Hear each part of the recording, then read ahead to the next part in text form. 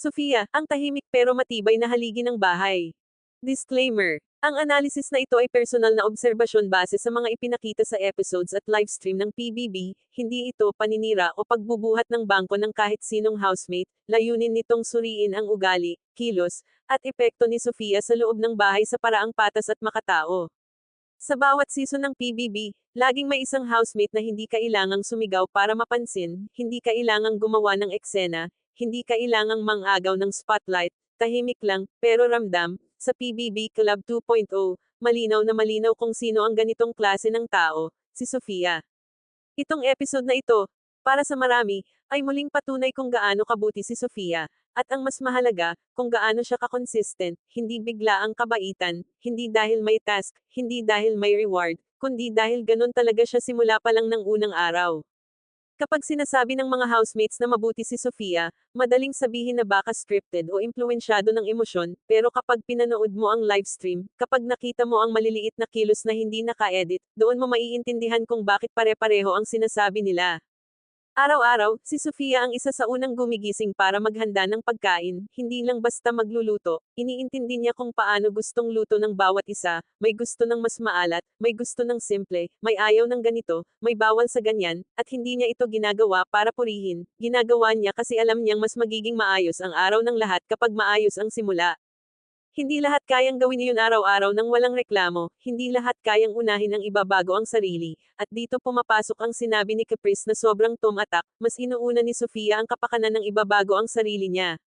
At totoo yun, makikita mo sa paraan ng pakikitungo niya, bago siya umupo, sisiguraduhin muna niyang nakakain na ang lahat, bago siya magpahinga, titignan niya muna kung may kailangan pa ang iba, simpleng tanong lang minsan, pero mabigat ang dating, okay ka lang ba? Comfortable ka ba? Sa loob ng bahay ni Kuya, napakalaking bagay ng tanong na iyon, dahil hindi lahat may lakas ng loob magsabi na hindi sila okay, at si Sofia, ramdam ng mga housemates na ligtas silang magsabi sa kanya. Parang ate, hindi yung ate na sermon agad, kundi ate na makikinig muna, ate na hindi manghuhusga, ate na iintindihin muna ang pinanggagalingan mo. Makikita rin ito sa mga sitwasyong may tensyon, kapag may hindi pagkakaunawaan, si Sofia ang kadalasang hindi gumagatong, hindi siya sumasabay sa init ng ulo, pinipili niyang intindihin ang parehong panig, at kapag may pagkakataon, siya ang nagiging tulay para hindi lumaki ang gulo.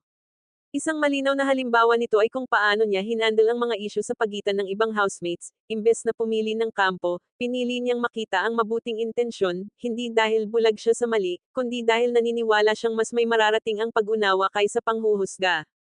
At hindi lang sa loob ng grupo ito makikita, tuwing may pumapasok na house guest, si Sofia ang isa sa pinakaunang lumalapit, siya ang nag-aasikaso, nag-e-entertain, nagpaparamdam na welcome sila, walang ailangan, walang pilit, natural lang.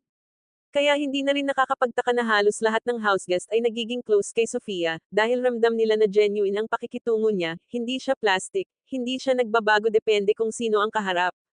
Ang kabutihan ni Sofia ay hindi yung tipo na pang-camera lang, ito yung kabutihang lumalabas sa maliliit na bagay, sa paghuhugas ng pinggan kahit hindi niya turn, sa pag-aayos ng mga kalat kahit hindi naman siya ang gumawa, sa pagtulong sa tasks kahit maliit lang ang role niya.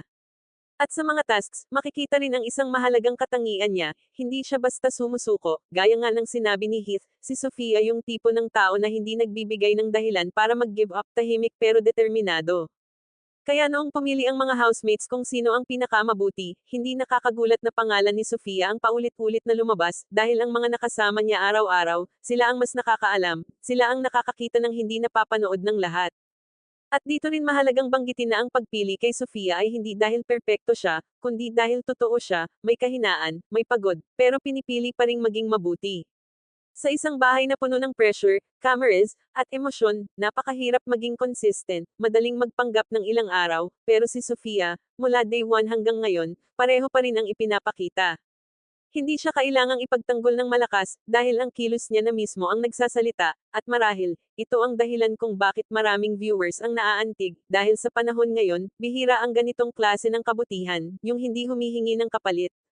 Hindi man siya ang pinakamaingay, hindi man siya ang laging sentro ng kwento, pero malinaw ang isang bagay, si Sofia ang isa sa mga pundasyon ng bahay, ang taong nagpapanatili ng balanse, ang taong nagbibigay ng init sa isang lugar na minsan ay malamig.